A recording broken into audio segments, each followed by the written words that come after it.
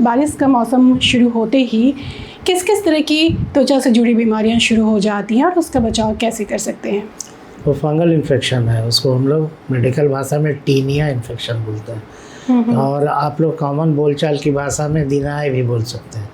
ये शरीर के किसी भी अंग में होता है। बहुत ज़्यादा खुजली होती है, लाल लाल दाने हो जाते हैं, गोल गोल रिंग के आकार के जो है रिंग वर्म की तरह के लीजन उसमें मिलते हैं।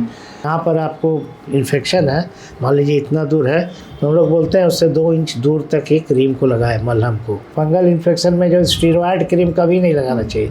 नमस्कार, आप देख रहे हैं जन मीडिया न्यूज़। मैं हूँ प्रीति प्रभा। आज रविवार है और आज के दिन हम आपके लिए लेकर आते हैं खास हेल्थ शो, और इस शो में हम आपके स्वास्थ्य से जुड़ी किसी एक समस्या पर चर्चा करते हैं और अपने एक्सपर्ट के ज़रिए इसका निदान भी बताते हैं।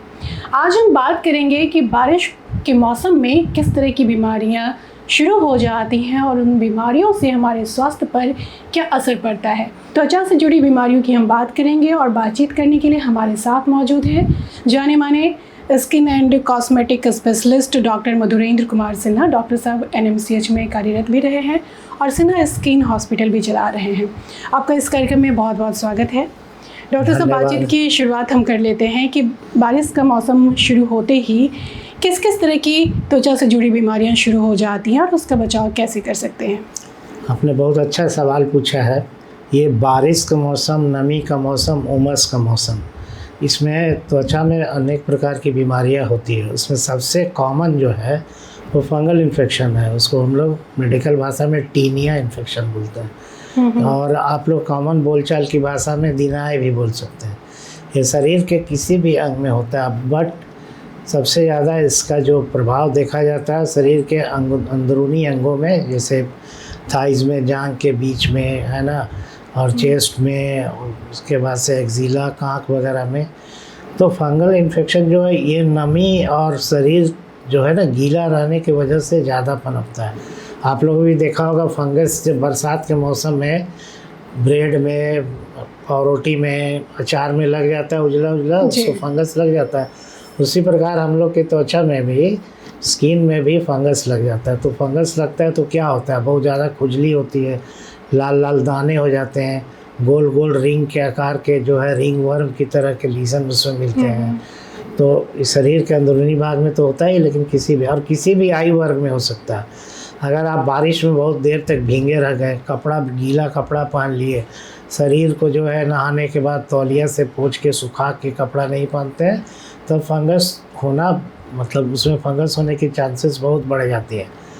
तो फंगस होता है तो उससे आदमी काफ़ी डिस्ट्रेस में रहता है, काफ़ी तकलीफ़दायक है। हमेशा ईचिंग होती है, खासकर रात में ईचिंग होती है। सोने जाइएगा तब खुजली होगा। तो शरीर में लाल लाल दाने या चकत्ते हो जाते हैं जिसमें काफ़ी खुजली होती है। ठीक, खुजली होने से क्या, बार बार खुजाइएगा तो उसमें इन्फेक्शन होगा, बैक्टीरियल इन्फेक्शन भी हो सकता है। तो इससे बचाव का उपाय क्या है? आप बरसात में अगर भीगते हैं या कहीं बाहर जाते हैं, तो आप जैसे बाहर गए, भीग गए, तो आपके पास तो कपड़ा रहता नहीं, तो उसको कोशिश करें कि अच्छी तरह को शरीर से को अपने टॉवल से चाहे रुमाल से पोंछ लें, खास के अंदरूनी अंगों को। पोंछने के बाद अगर आपके पास बैग में कोई टल्कम पाउडर या एंटी फंगल पाउडर है तो अपने बदन पर डाल लें उसको, ठीक है। और घर आके आप जो भीगा कपड़ा उतार दें, शरीर को अच्छी तरह पोंछ लें, सुखा लें और एंटी फंगल क्रीम लगाना शुरू कर दें। 15 दिन तक आप एंटी फंगल क्रीम लगाइएगा तो वो ठीक हो जाएगा। और कभी कभी एंटी फंगल दवाई खाने की भी ज़रूरत पड़ती है अगर बहुत ज़्यादा इन्फेक्शन हो गया हो तब। तो आप ढीला कपड़ा पहनिए, बारिश से बचिए, छाता लेके चलिए और नहाने के बाद कम से कम बदन को पोंछ के कपड़ा को और अंदरूनी वस्त्र को आयरन करके पहने। आयरन करने से क्या, हीट होगा तो फंगस का प्रकोप उससे कम होता है। तो फंगल इन्फेक्शन से आराम से बचा जा सकता है।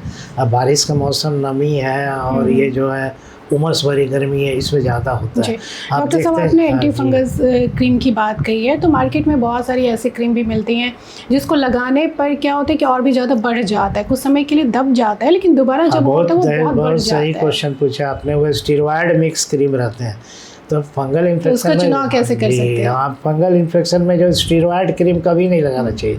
स्टीरॉयड लगाने से क्या होता है, वहाँ सूजन इन्फ्लामेशन ख़त्म हो जाता है, आपको लगता है बीमारी ठीक हो गई, और जब वो क्रीम छोड़ दीजिएगा तो उससे भी ज़्यादा प्रकोप हो जाता है। तो never use A steroid cream in a fungal infection में, कभी नहीं लगाना चाहिए। अब मार्केट में सारा स्टीरॉयड मिक्स क्रीम ये जो है ओवर द काउंटर लोग केमिस्ट लोग सेल करते हैं, ठीक है ना, वो बहुत गलत चीज़ है। स्टीरॉयड डिपेंडेंट हो जाने से फिर और बढ़ जाता है, वो अलग बीमारी हो जाती है जिसको टीनिया इनकोग्निटो बोलते हैं, फिर उसका इलाज भी बहुत कठिन होता है। तो स्टीरॉयड का दवा, स्टीरॉयड की सुई, स्टीरॉयड का मलहम कभी फंगल इन्फेक्शन में यूज़ नहीं करना चाहिए। फंगल इन्फेक्शन होने के बाद ये भी देखा जाता है घर में किसी एक सदस्य को हो गया तो धीरे धीरे सभी को हो जाता है। जी, आप देखिए एक रूम में 3-4 आदमी रहते हैं, ओवर क्राउडेड रूम है, टेनेंट है ना, तो उसमें क्या आता है, ये तो इन्फेक्शस है, एक से दूसरे को लगेगा। ये आप एक दूसरे का तौलिया यूज़ कर रहे हैं, बेड शेयर कर रहे हैं, कभी कभी कपड़ा भी पहन लेते हैं, तो आप अपना जो है लिनेंस वगैरह, कपड़ा वगैरह अपना अलग रखें, टॉवल अलग रखें, साफ़ करके रखें। बेड को हर 2 दिन के बाद साफ़ कर दीजिए, गर्म पानी में टॉवल वगैरह साफ़ कर दीजिए, तो फंगस का स्पोर जो होता है ना वो ख़त्म हो जाएगा, तो फिर दोबारा होने के चांस नहीं रहेंगे। और अगर घर में एक से ज़्यादा आदमी को है तो साइमल्टेनियसली एक साथ सबका ट्रीटमेंट कराइए। ये नहीं कि 4 आदमी को है और एक का ट्रीटमेंट कराया, 3 को नहीं कराया, तो तीनों से फिर जो ट्रीटमेंट करा रहा है उसको भी हो जाएगा। जी, और डॉक्टर साहब खासकर हमारा जो प्रोग्राम है वो गांव के लोग भी देखते हैं, इसलिए हम आसान भाषा का ही इस्तेमाल करते हैं और आप बहुत अच्छी तरीके से समझा भी रहे हैं। तो मैं उन महिलाओं के लिए भी बात करना चाहूँगी, जानना चाहूँगी जो गांव में रहती हैं और बारिश के मौसम में उनके पैर में, जिसको आम भाषा में पानी लगना कहते हैं, उस तरह के फंगस लग जाते हैं, तो उससे कैसे बचाव कर सकते हैं? बहुत अच्छा क्वेश्चन है ये। अब बारिश में जैसे महिलाएं हैं खेत में तो काम करती हैं, जैसे धान का सीड रोपना है या खेती करना है, किसानी करना है, तो कादो कीचड़ पानी में ही पैर रहेगा। जी, तो ठीक है, कादो कीचड़ पानी मुझसे तो आप मतलब वो तो काम ज़रूरी है, करना ही है। तो आप जो है ना, जैसे कि काम ख़त्म हो जाए तो पैर को अच्छी तरह धो के, और उसमें जो है उसमें कैंडिडल इन्फेक्शन ज़्यादा होता है, कैंडिडियासिस हो जाता है उसका, खास के उंगलियों के बीच में होता है, पैर के तलवा में होता है। तो आप काम ख़त्म होने के बाद अच्छी तरह से उसको पैर को साफ़ करके और सूखा करके, है ना, टॉवल से पोंछ के उसको सूखा करके एंटी फंगल पाउडर और एंटी फंगल क्रीम लगा लें। और दूसरा, अगर आप खेतों में जा रहे हैं, पानी में जा रहे हैं, कादों में जा रहे हैं, तो पैर में थोड़ा वेस्लिन चाहे मॉइस्चराइज़र लगा लीजिए। उससे क्या होगा, पानी का प्रकोप जो है पैर पे कम होगा। ठीक है, नारियल तेल भी लगा सकते हैं, खास के उंगलियों के बीच में ज़रूरी है लगाना, तलवा पे, ठीक है ना, तो उससे क्या होगा, एक बैरियर का काम करेगा मॉइस्चराइज़र चाहे वेस्लिन। तो आपने नारियल तेल की बात की, तो कुछ घरेलू नुस्खे के बारे में भी बता दीजिए जो उन महिलाओं के लिए कुछ फ़ायदेमंद हो।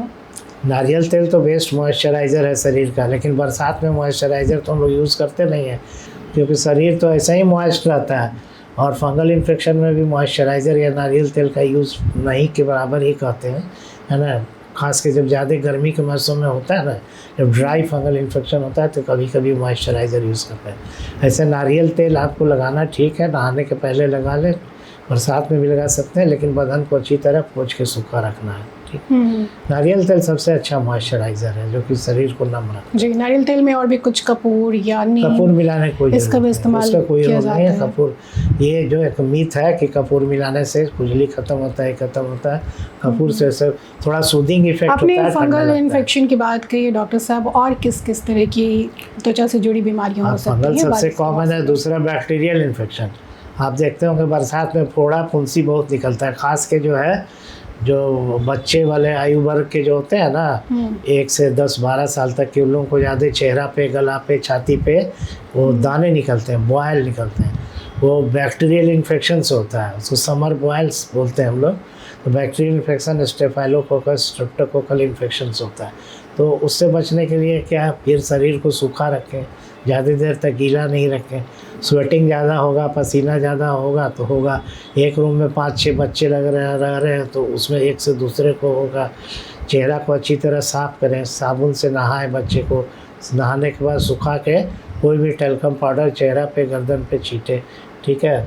तो उससे क्या, अगर ईचिंग हो रहा हो, खुजली हो रही है, तो खुजली के लिए कोई आपको जैसे कि पीने की कोई दवा बच्चे को दे दी, खुजली होने से भी इन्फेक्शन बढ़ जाता है स्क्रैच होने से, तो पीने की दवा दे सकते हैं खुजली रोकने के लिए।